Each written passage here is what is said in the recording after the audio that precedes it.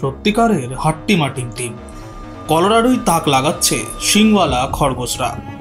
এ যে ছড়ায় পড়া সেই হাট্টিমাটিম টিম।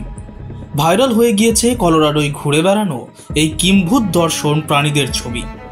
মুখময় সিংহের আধিক্য তাদের আলাদা করলেও আদপে এরা নিরীহ খরগোশ মাত্রই। কটনটেল প্রজাতির এই খরগোশের এমন অবস্থার জন্য দায়ী প্যাপিলোমা ভাইরাস।